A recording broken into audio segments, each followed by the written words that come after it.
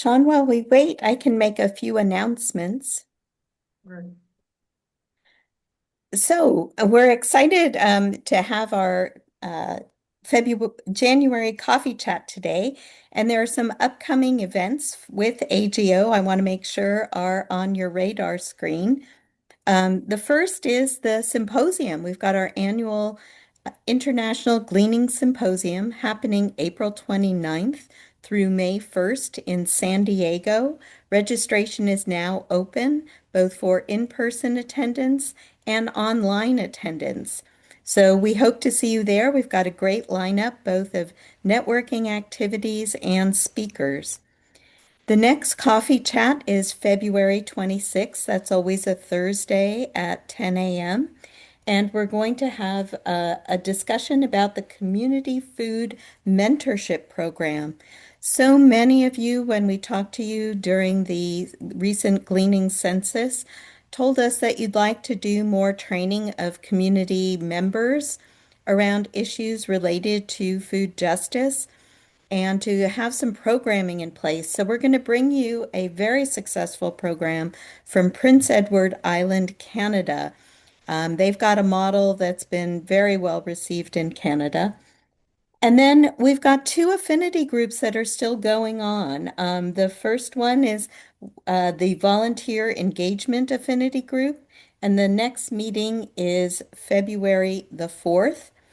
You can learn all about it on our website, but that's basically a discussion group where you can talk about efforts and challenges and successes about getting more volunteers. That was another challenge that we encountered when we were talking to you during our census conversations. And the last affinity group that I want to talk about meets February 12th. That's the next one. And that is our feminist affinity group. We call it Holding It Together because we've recognized that women make up the bulk of our volunteer population. Women are not only volunteering as gleaners, but as caregivers overall and caretakers. So we're having a talk about that. How does that impact us as women? So that's what we've got for you in February and coming up. And thank you so much for joining today. Awesome. Well, we're missing one panel. We'll see if Shannon joins us from, um, oh, I'm forgetting the Food name of her organization, but that's okay. Food Shed Alliance. Yeah, Food Shed Alliance. Thank you. But we'll start out with just some brief introductions of the panelists' programming, and then we'll get into how they're using kids. I just Connie, do wanted you want to go first? Shannon's not here. I just wanted to let you know Shannon's not here. I'm here. Daisy from Oh, Food Shed Alliance. oh, hi, Oh, Daisy. Thank Hi. you. I'm the volunteer coordinator for the organization. Oh, um, great. Thank you. well, since we have you joining us, Daisy, do you want to take just a few minutes, no more than five, and introduce your programming to us and tell folks what you do? Sure. Food Shed Alliance. We are in New Jersey.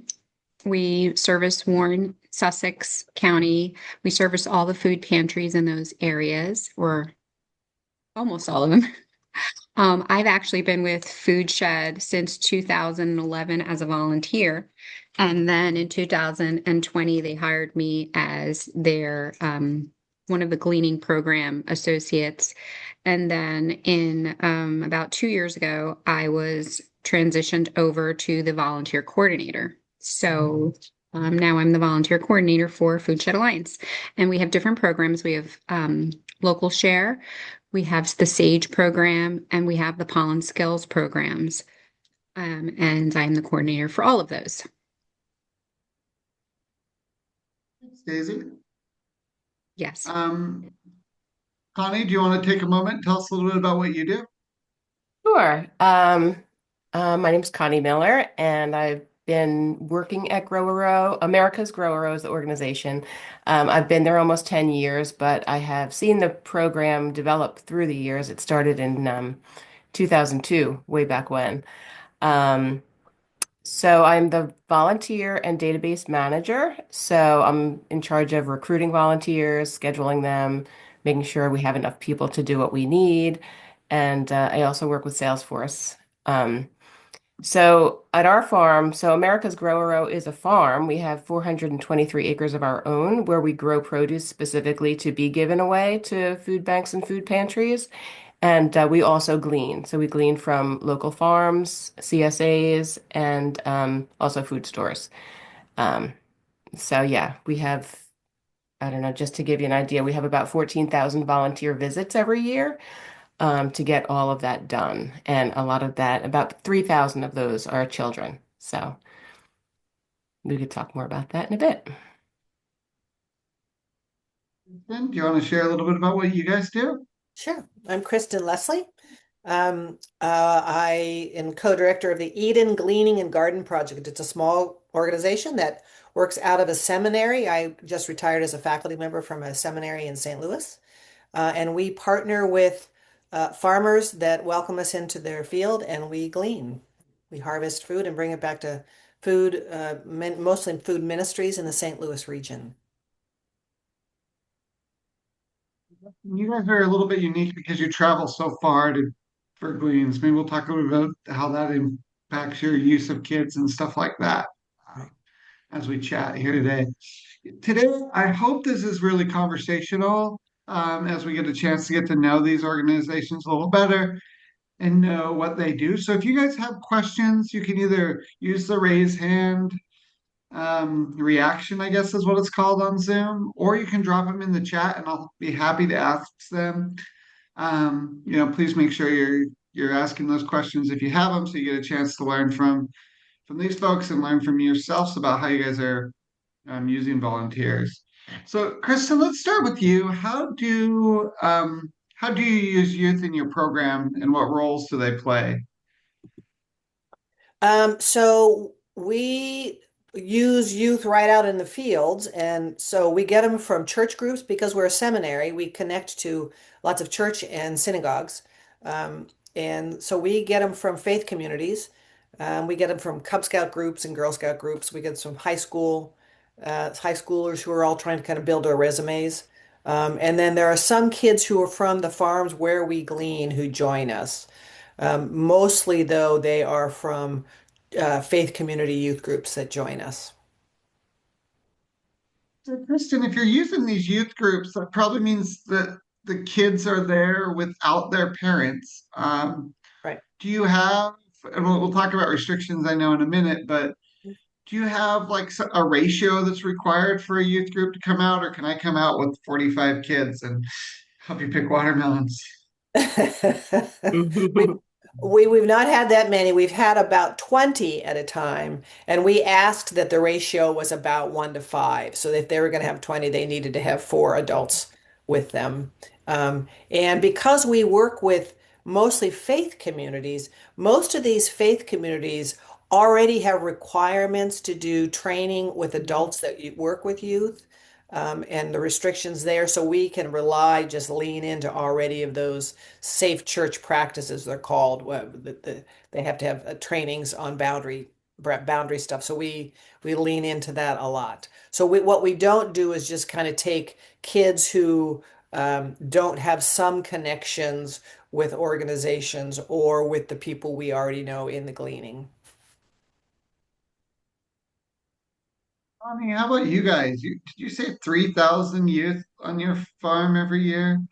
You're Yeah. muted. There you go. Yes, I know. We're brave souls. What can I say?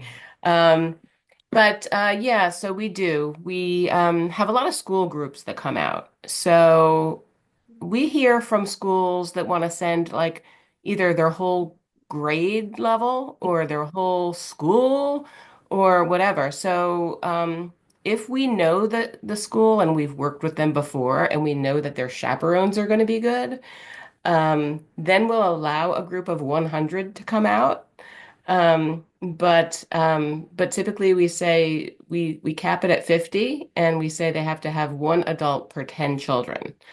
When they arrive at the farm, we say that we pull the chaperones aside and let them know what the deal is for the day. So we'll say, all right, the ratio is 1 to 10. Make sure you know who your 10 children are. You're to bring them to the bathroom when they need to go. No child is allowed to run around the farm on their own. They have to be chaperoned and, attended all the time because it's a working farm. We've got machines going and all of that stuff. So, yeah, we found that 1 to 10 works pretty well with school groups because the kids are used to reporting to their teachers anyway. Um, the 1 to 10 is really more to manage the chaperones' expectations because sometimes they come out and the chaperones think that they're having a nice little field day and they don't have to do anything, which doesn't help anybody. So as long as the chaperones know what their job is and keep the kids on task, we're good. Mhm. Well, you guys have probably picked just about everything with kids. Is there some things you find that work really well to pick with kids and other crops you find, geez, that was a bad fit. I wish we'd not done that again. Well, yeah, we find that the crops that work best with kids are the ones they can't really hurt too much. So we love having kids harvest potatoes. The potato plants are gone at that point. Kids can trample the fields, it doesn't matter. We don't really like it when kids come out and we don't ever really let them pick peppers because pepper plants are so fragile and they could really harm the plant. And the plant is supposed to be there to continue to produce. So, we try to avoid stuff like that. Harvesting corn, one and done. Another great one. Squash is great, all that stuff. The one and done crops are the best one for kids. How are you guys? How do you guys use youth in your organization?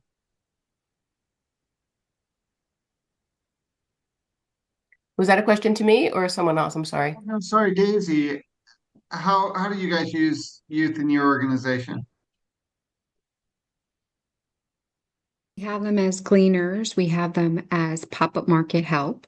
We have them as sometimes we do processing of food. So we'll do hot soups or we'll do applesauce or we'll do apple items. Kids love doing that. And gleaning is the most popular item, apple cleaning. They love to pick apples. Youth groups like schools and churches, stuff like Oh, that, or are yes, you definitely. mostly We have families? youth groups, we have schools, we have churches, we have families, we have homeschoolers, we have private schools, we have Boy Scouts, we have Girl Scouts, we have um, we have basically any kid will come out and pick apples. They love apples. We have a lot of synagogues that come out on Sundays and pick for us. Yeah. It's a little bit more about these pop-up markets and how you incorporate your volunteers in that. And, then since we're talking about youth, how the youth play, what role the youth play in that? The pop-up markets are actually my favorite. So what we do is we set up tables as if it's a farm stand, and we have our clients come through the farm stand and pick whatever produce they'd like. The kids usually are behind the table handing out the food to the patrons, and the kids usually enjoy picking out the best apples, the best sweet potato, the best lettuce, and they really enjoy that. Usually, we have a group that comes out from the high school that does all of our pop-up markets in one particular town, and they love it. Brian, do you want to ask a question? Go ahead. Yeah, so Daisy, you said, were you doing some type of like processing or value added? You said you would like make apple sauces and make soups and stuff. How do the kids participate in that? And do you have any like food safety, like things that you have to follow when you do stuff like that with youth volunteers? Tell us a Yes, little more about that if you can. yeah, they do need to. We usually have a chef with us. She comes out and she's food safety certified, and she basically runs everything food wise, no waste. So if we're doing applesauce, she'll use the apples and then she'll make the applesauce, and then with the cores and the skins, she will make ciders or she'll make vinegar. She makes it into something else, so nothing at all is wasted. Um, the kids usually they sometimes cut depending on their age. They season. They really enjoy seasoning and prepping the apples. They're always trying to can. They fight over who's going to can it. So there's a lot of jobs for them. We set them up in different areas. She has a whole setup and she puts everyone in different areas and assigns each leader to a job. One person is in charge of washing the apples. The other is in charge of peeling. The other is in charge of cutting. Then it kind of goes down, and then she takes all the cores and she separates all the cores and all the garbage and starts putting into pots. And then we have a dishwasher. So and we put them to work for everything, the whole process. They love it. Soups, we've done soups in a commercial kitchen in a restaurant, in a local restaurant, and the kids do the same thing. We've done sweet potato, we've done pumpkin soup, we've done all different varieties of soups. Love it. The kids just eat it up and then they love serving it. Serving it is their favorite part. That's a really awesome, like well-rounded experience for them. Thanks for telling us more about that.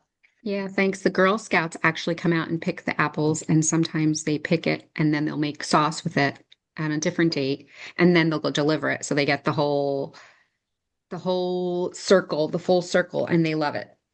Or they sometimes just come out and pick, and then they'll go to the pantries and deliver it to whichever pantry is in their area, which they also love. So the kids are awesome. I can honestly say I don't think we've ever had any issues at all with the kids. They're always very receptive. They're very encouraging. They'll try anything. They want to do everything. And we've had from 5-year-olds to 18-year-olds. So they're all very, very, they're really great. It almost sounds like the program is designed for kids. Is it designed for kids or was it, It's I don't know, like, designed. do you use adults in it as well? Or Absolutely. We use adults. There's always adults with the kids. We don't ever have kids come out by themselves. They always have a leader. Girl Scouts always bring troop leaders and moms or troop leaders and dads. Um, Boy Scouts, all the scouts always have, multiple people. For the schools, they always send students and teachers along with it. We do not have a ratio adult to child. We kind of leave that to the administrator who brings the kids over because we've never had an issue with it. We've always had, great partnerships with everyone who's come out. What was the other question? or the main question was this cooking program designed as some way to engage youth groups from your community, or did you Um, just find they fit really well into it and so it worked? But yeah, they just fit really well into it. They work. We've invited families out. It started out with, we had a few families come out, homeschool parents. They came out with their kids and it worked out well. Somebody speaks to somebody, someone speaks to someone else, and now you have all these kids. And as the volunteer coordinator, I do reach out to all of the schools now, and I do reach out to all the churches, the youth groups. So I do recruit children. I think that it makes them into better adults later on. It teaches them skills that they wouldn't get other places. And it shows them the importance of harvesting your own food and how hard people work to harvest the food and to get the food out to the community. So no, what didn't Bonnie, start let's out go as back to a you. Thank it didn't you. start out as a kid thing. That's awesome. It seems like such a great fit for kids. It is. It's really. Bonnie, let's go back to you. I grew up on a farm. When I think of 3,000 kids running around a 400-acre farm, it scares me. I know. I'm wondering what sort of safety precautions and, do you have an age limit, that kind of stuff? What are you doing to keep kids safe on a working farm? Yeah, great question. So first and foremost, we always make sure that we have enough group leaders, staff on the group, depending on how many kids there are. So every 25 children, we have one staff member. But we also don't schedule adult groups in the same field as the children's groups. So, for child safety purposes, we don't want the groups intermingling or anything like that. We want to make sure that the adults that are in the field with the kids are the adults that belong with the kids. Um, and yeah, we just tell them like the way you walk out to the field is the way that you walk back to the parking lot. So no one is allowed to stray off the path. No one is allowed to go wandering around or play hide and seek. We make this really clear and we make the chaperones understand, what this really means because it is a working farm. Um, we keep all of our farm equipment away from the kids. So, if there are tractors in the field that day, they're going to be across the street or they're going to be somewhere where the kids are not. So we try never to be moving stuff around when kids are around. Um, what else? Do you have an age limit, Connie? I'm sorry. Do you have an age limit? Is there an age in which you don't allow kids? No, there is no age limit. We really like middle schoolers. Fourth grade, they're awesome. High school is interesting because, sometimes they're too cool or they think that this is like too much work for them. They're not interested. Um, of course, then, I don't mean to generalize too much because every group is different, but yeah, no age limit. When the little ones come out, we try to give them a very easy task. When the high schoolers come out, maybe it's a little more adult-ish kind of work. Maybe we'll trust them with picking tomatoes as opposed to the one and done kind of a crop. But yeah, we don't have 3,000 children all at once, that's for sure. Yeah. Kristen, you're on other people's farms. So Connie said, I can keep the tractors away. I can do this kind of stuff. But, you've sort of got both the safety concern of kids on other people's farms, but also not wanting kids to damage the farm or damage the relationship with that farm. How do you manage that? And what sort of restrictions do you put in place, Kristen? So we work with kids who are already connected to groups for the most part. If they're not, they are the farming kids themselves, so they are connected to the farmers. We um, so we work with kids in a couple of ways. One, youth groups who want to come and do overnight retreats. And there's a retreat center that's a church retreat center that's not far from us. So we can partner with them and they could do the overnight retreat there. And we give them some programming if they want that, but if they just want to come in and glean that day, we do that. So we always have the youth group leaders that are working with us. And we are, because of the gleaning that we're doing, with the exception probably of corn, we are at the end of the season. In fact, we set up our gleaning schedule based on days before they're going to raise the ground. They're going to dig it under. So we're not going to do any damage to the crops. We don't do tomatoes. We don't do any of the vulnerable stuff. When we work with asparagus early in the season, it's already been harvested. We're at the packing plant working at a conveyor belt, moving. They are sorting it. We're looking at the stuff they've already sorted. So we don't work with vulnerable crops.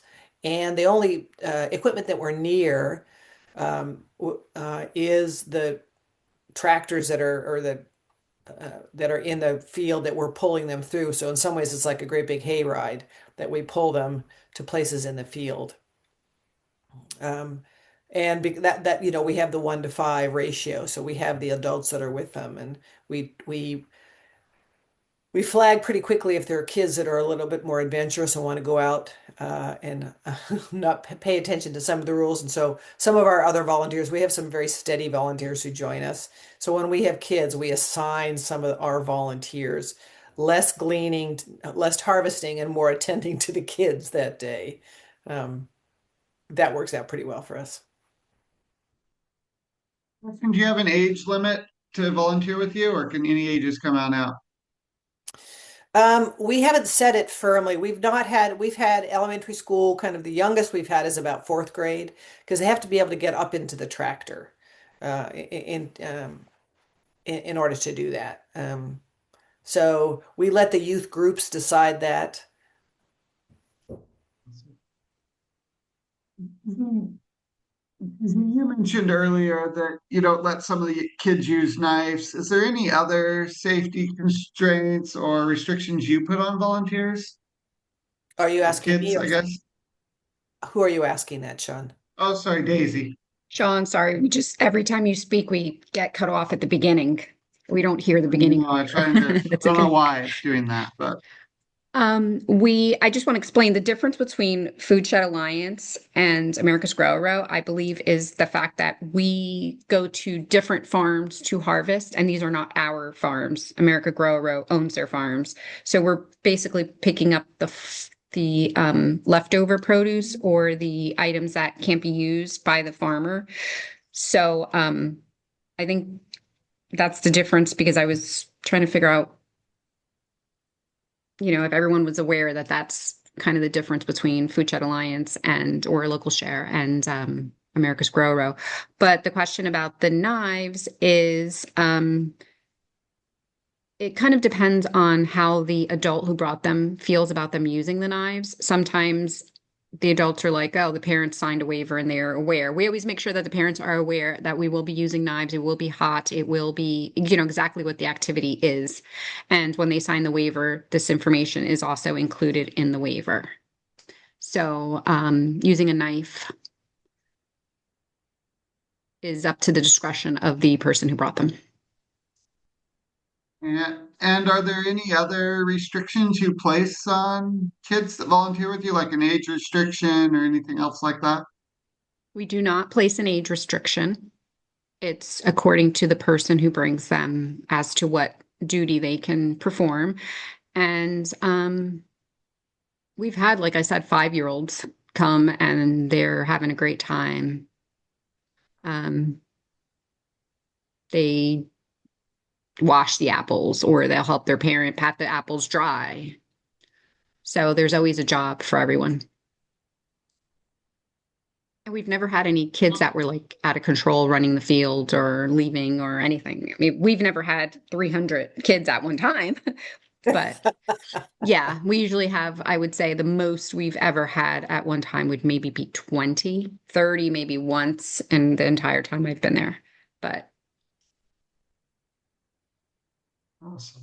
I think, I did Sarah, drop a question in the chat to say, is there anyone else who has any, restrictions they place on kids or they clean with them, or is there any rules that you enforce with kids you don't enforce with adults? That kind of stuff. Anyone want to share from the general group on that?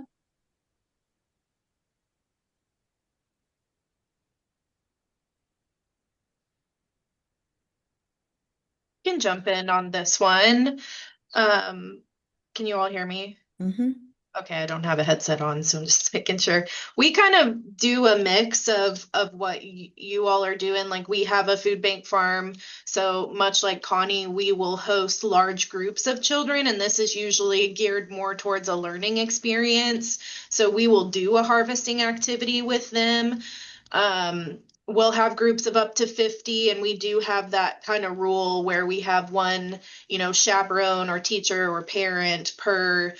It really varies. Sometimes if they're like high school age kids, I don't enforce this as much, but I will make sure I have enough staff there to kind of usher people around, because what we will do is actually split them into smaller groups and rotate them through activities.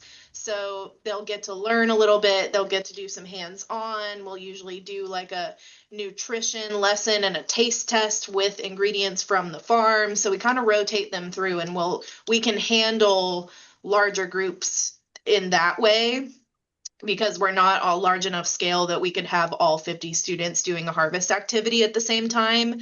So splitting them into small groups and kind of giving them each a little bit of everything on the farm works really well for us. We don't usually take specific like youth groups on to Gleans, although we have families that will join us, parents and kids, usually moms and kids, that will come. And for that reason, we kind of work with the same sites every year, for the most part. So for that I've kind of gotten a feel for like what's appropriate for what age, what age group. So there are some sites where I will say, like when I invite everybody, I will say like this is, a good site for ages 12 and up. Like if it's one of my more particular farmers, and we don't want to kind of damage anything. And some of them I just don't. I say this is like adults only. And then for some of them, like we have large berry farms and they're huge. You can't really mess anything up. So I'll have, volunteers who are moms with a baby on their chest, walking around picking strawberries with their little toddlers trailing behind. And in those cases where I know there's a lot of work to be done, but I want them to have that experience, I'll just up the number of volunteers that I ask for so that mom and kids can enjoy their experience and we still get the work of the gleaning done. That's kind of how we do it. And I will also invite like some of our study volunteers occasionally. Well, actually, it's become normal for me to invite a couple of those folks to the farm when we do these field trips as well. And we also, my team, a lot of us have undergone the trauma-informed garden education training through Leah's Pantry. So if anyone is interested in that, I'm happy to share the link. I don't know if anyone else has done that. It's not specific to gleaning, but it helped us a lot. As honestly, most of us are women in our 30s who don't have children. So it's helped us a lot in interacting with kids in a very healthy way and creating a good experience for them as well. So I can share that link if anyone's interested. That's kind of the quick and dirty of like age restriction stuff. Please share that link. That would be awesome. Yeah, absolutely. Yeah, they have a training coming up in spring. I think it's about 6 hours total. There's a couple hours of like self-paced work, and then there's 2 webinars, live webinars that you do. So yeah, drop that link for you guys. Katie, for sharing that. Kristen, I'm going to ask this question to you. It's not on my list, so I'm going to throw this question in here. But Katie made me think about this idea that, Kristen, you guys, if I understand right, you guys have like orders you're trying to fill when you go out and pick. And I'm curious, how do you balance that youth experience with the need to get produce out of the field? Yeah, Yeah, so before we go, I'm in conversation with about 6 different food ministries to let them know what we're going to be harvesting and what we can use because they can't use it all. Asparagus is an odd thing and broccoli is an odd thing for their food ministry. So some of our food ministries prepare food and some of them also hand it out. So for the folks who are handing out, we have to be much more particular about the community and what they will eat and take.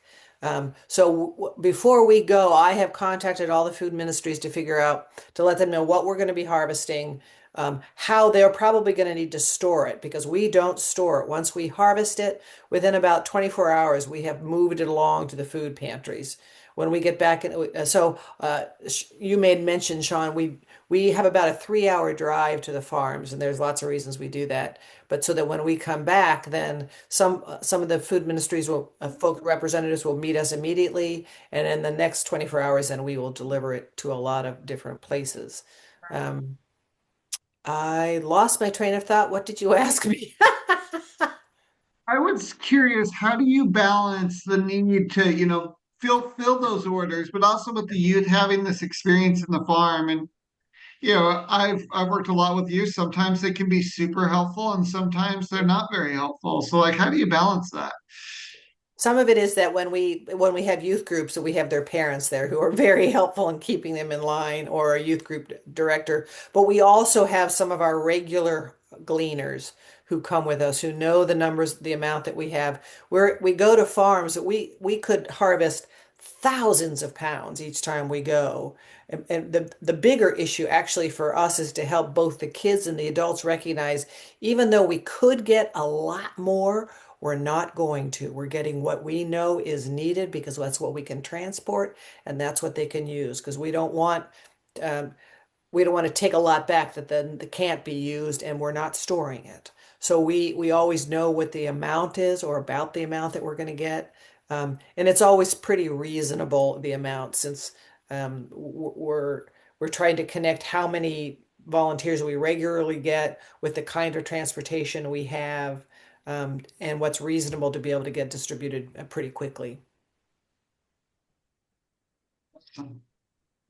I'm going to read a question from the chat and I'll let whoever wants to take it. The question had to do with when working with youth, is there any additional legal measures or liability insurance that you guys are having? Or did the farmers require anything else from you if they know you're going to bring youth to their farm?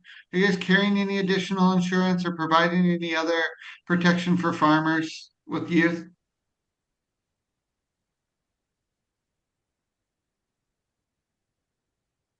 As far as I know, Food Shed Alliance, we do not have any additional, but we do have insurance and we have waivers that are filled out per event.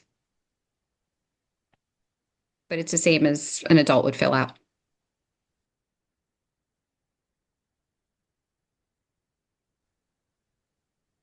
It's essentially the same for our organization as well. We just have basically a liability waiver, but we carry a liability policy. And I just let farmers know, like if they're wondering about it, I let them know that our volunteers are covered under our own liability policy and that they have signed a volunteer waiver to participate. We rely on the liability insurance that each of the different churches have and we confirm that ahead of time. Connie, let's move on to the why. Why, Connie, did you guys decide to start using youth on your farm and in your gleaning program? Why do you want to have them out there?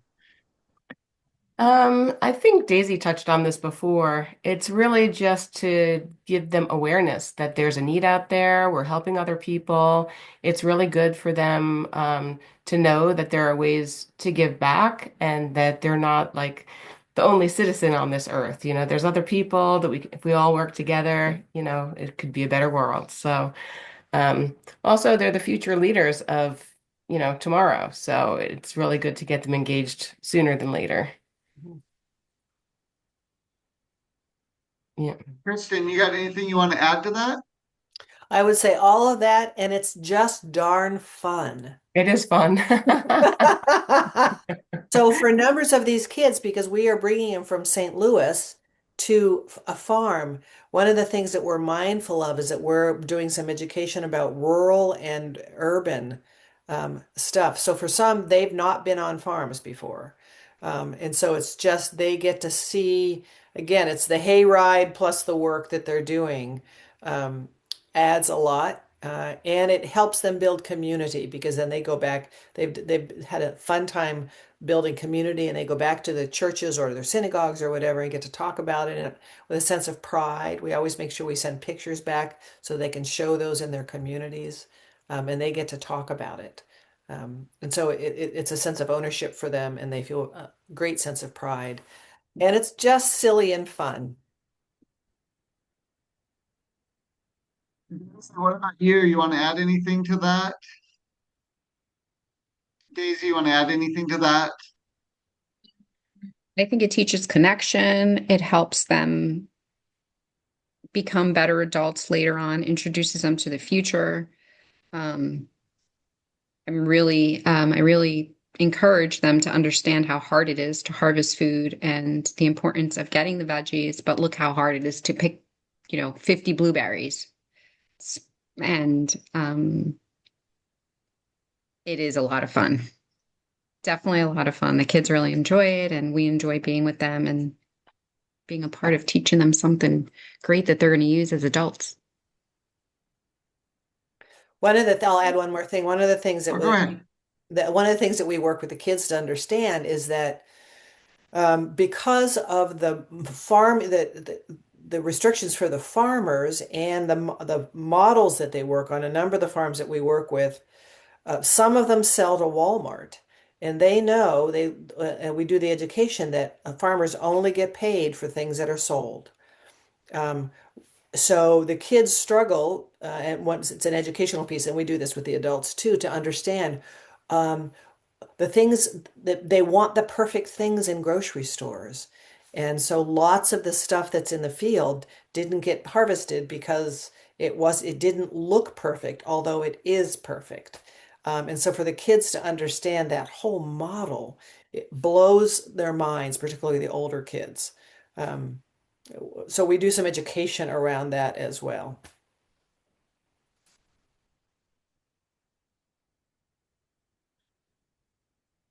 Yeah, I was reminded as you were talking about something you said earlier about the Girl Scouts who get to pick the apples, make the applesauce, distribute it. This whole experience from apple coming off the tree to being given to someone as applesauce.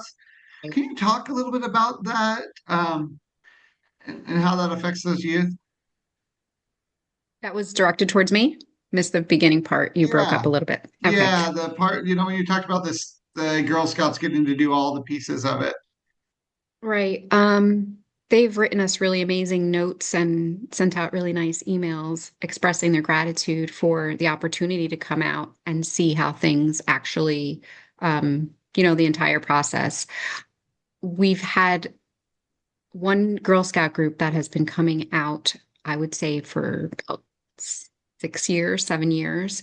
So we've seen the process with them of them understanding exactly where these apples are going, how the apples are coming, how they're going out to the fields, how they're coming from the field, going into their hands, going into the pantry hands, or going and being made into applesauce.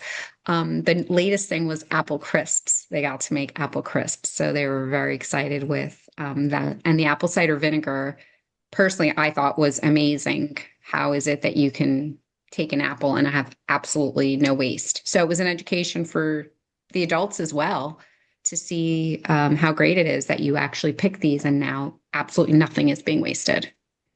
So that was something I still am excited with.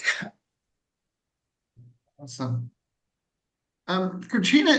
Katrina asked in the chat, she said, how are folks managing the flow of information involving kids? How do they let people know that kids are welcome? And how are you tracking registration, attendance, like the logistics between having kids on the farm? Daisy, since you're unmuted, do you want to take a stab at that first? Well, that is a great question. That's actually my biggest challenge personally. Interested to hear how everyone else handles this, but any Google form that has to be filled out through, we use Civic Champs. I don't know what form of volunteerism that you guys use for keeping track of your volunteers, but Google does not allow anyone under the age of 16 to sign up for their privacy issues and whatever Google has going on. So I've been learning little back doors into how to register the kids. So basically, I register the kids and use my email, and then I'll add like the kid's name in it. And that way I know that that's a fake email, but the child is indeed registered so that we can keep track of the number of children. Initially, what I was doing was I was just using just a regular Google form, and I would just type in everyone's information.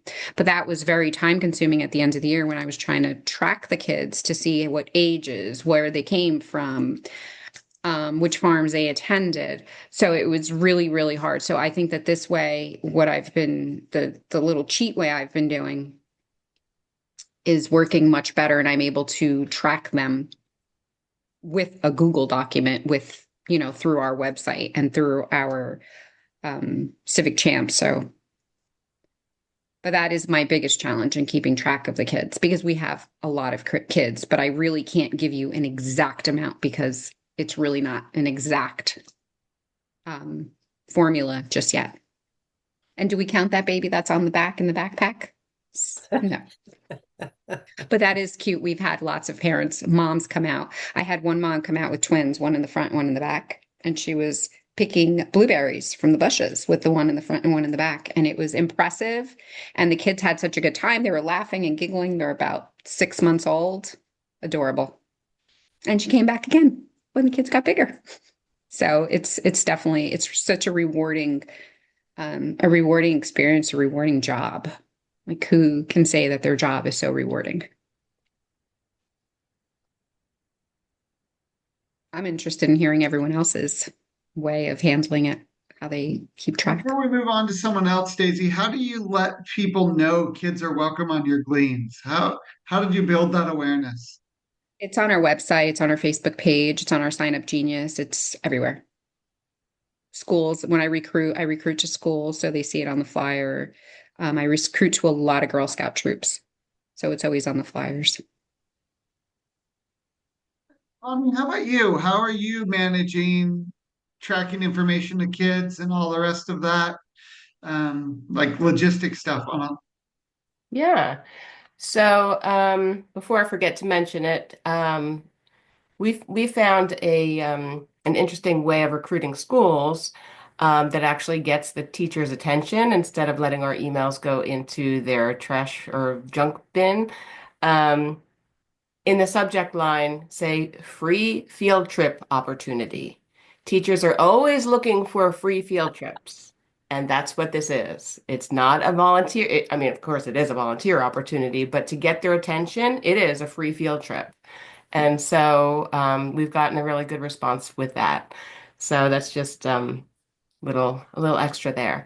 But yeah, so managing the signups and everything. So when I started at GrowRO about 10 years ago, we were using Google Forms, and that was working out really well.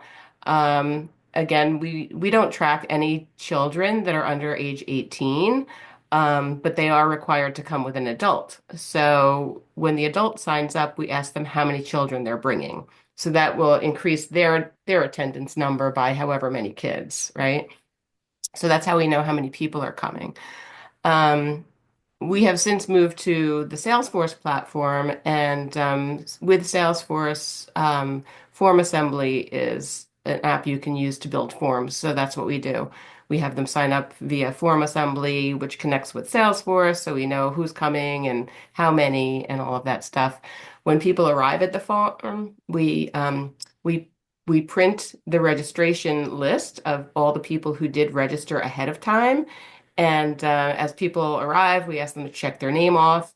If their name's not on the list, we know they haven't registered yet, and we ask them to do that on the spot. So we'll have like a little link that they can use to get to the registration form and sign up for the day. We tell them, you know, you can't volunteer unless you sign up because that's the registration waiver and everything. So it has really helped us increase the awareness of how many volunteers are actually volunteering. You know, even to know that, all right, these people signed up, but they didn't show up. So if they didn't show up, then we cross them off the list and, you know, cancel their registration. Thank you. Oh, I had another question, but I forgot it. So, Kristen, is there anything you want to add to that? Or, actually, I do remember, I was wondering, how do you get your church youth groups connected with how did you get the word out to church youth groups that this was an opportunity they could do? Mhm. Some of it is through our students because I have taught at a seminary. The students themselves are all working in churches. So some of it has been through that. Some of it has been through the seminary website. Um, Churches are always looking for substitute preachers. And so I've done a ton of preaching in pulpits about this, both in Jewish communities and Christian communities. Um, have done a lot of that.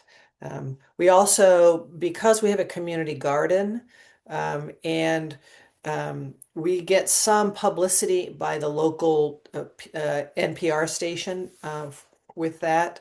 And so we borrow on that attention to get some advertisement on it. And from the local newspaper, we we regularly get stories into the local newspaper in St. Louis. Kristen, what have been the challenges that you've faced using youth in your programming or in your gleaning work? What are some of the obstacles? Um, probably the same as everybody that you will have a youth group who says they're going to come and then they don't. Um, and it just means scrambling. And because we ask volunteers, the youth group leaders, to drive their own kids, we won't drive them. We don't have a van, we don't have any of that, and so sometimes they'll want to bring a lot of kids, but we won't transport them. That's just a liability we're not going to deal because it's a long drive. So we need parents or youth group leaders or whomever to do that. And sometimes that becomes restrictive then for the groups that don't have the transportation to do that. We have built in some money. So I write grants for this, and so we've built some money in for transportation, particularly for churches that won't be able to. Their parents can't transport them, and so we've built in some to make sure, particularly in the more urban neighborhoods, those kids want to join us, and we absolutely want them to join us.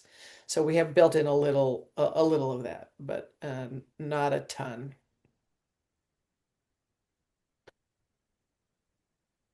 What about you guys? Have you guys run into any challenges? Connie, this is for you, in case I cut out at the beginning. Have you ran into any challenges using youth in your programming, or have you made any changes to how you're using youth over the years?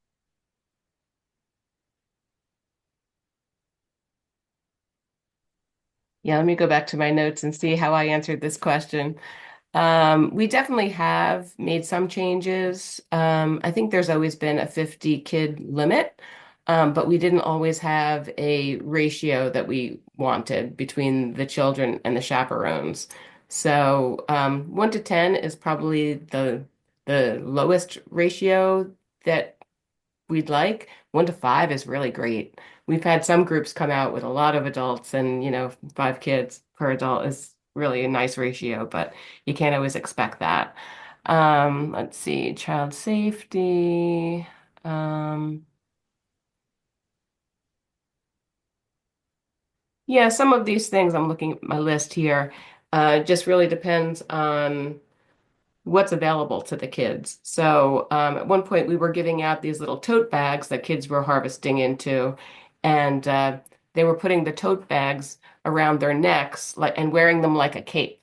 And I'm like, oh.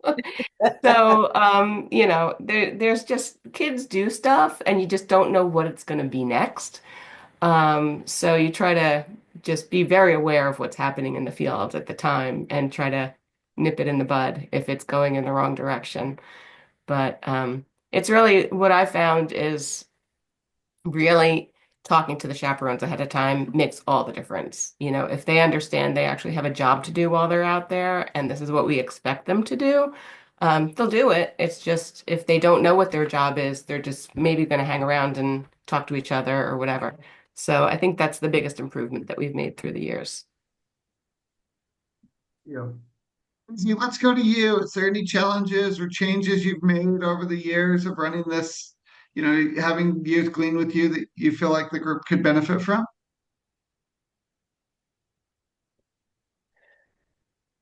On to you, Daisy. Sorry, what was the question again?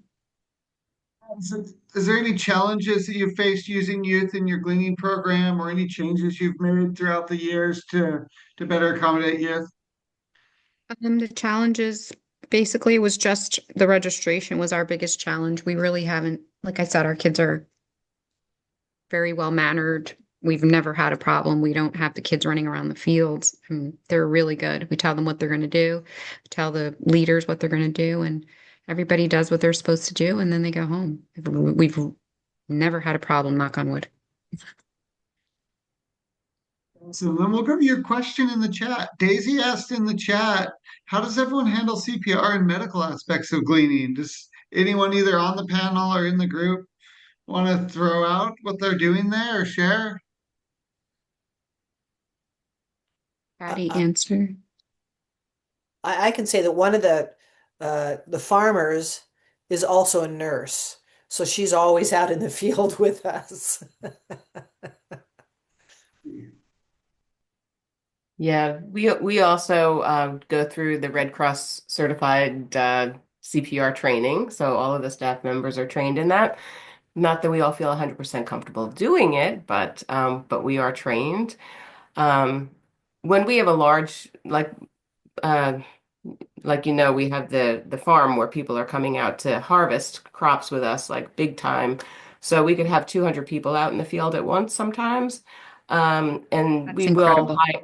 Yeah, well, we hire the local ambulance, EMTs to come out, and there's an ambulance sitting there waiting just for anything. We had a couple incidents where people passed out or were vomiting, heat stroke, whatever, and it's just our staff can only be so equipped for stuff like that. And I think, yeah, there was an incident where this man was completely overheated, and he was leaning up against one of our wagons, and I basically was just holding him up. He was 250 pounds, and I'm not. Like I was not ready to hold him up, so he was ready to collapse. Mm. Um, Another man was standing next to me. I asked him to help me lower this guy to the ground, and then he did wake up, and we did call 911. They arrived. Everything was fine. The man was okay. A little embarrassed, but these things happen when it's hot They do. outside.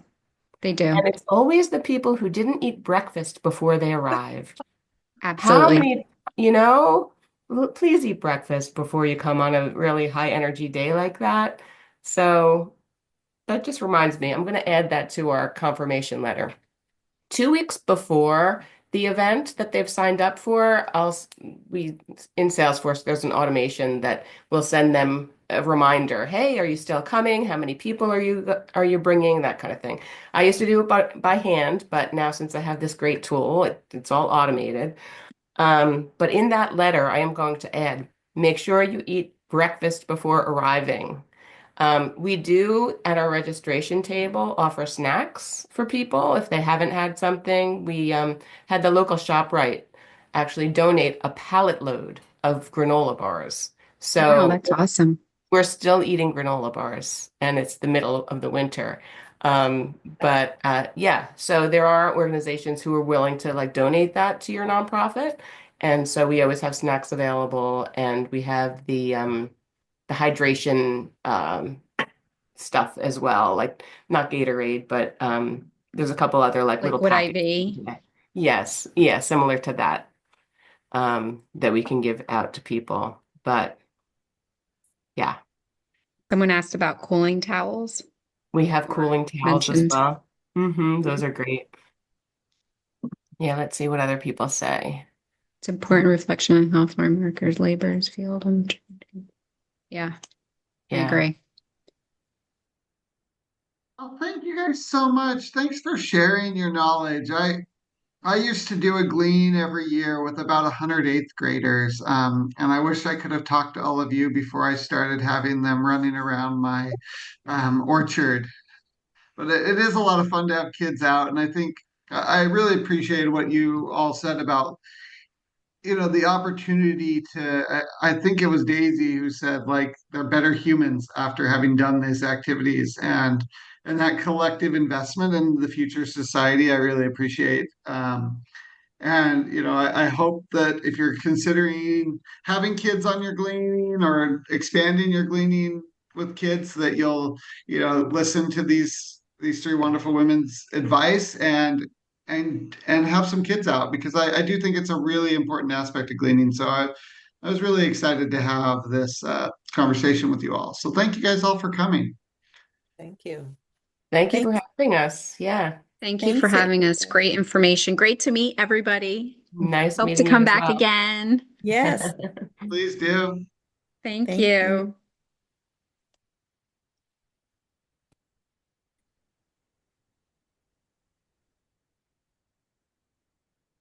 Thanks, everybody. Thank you. Thank you.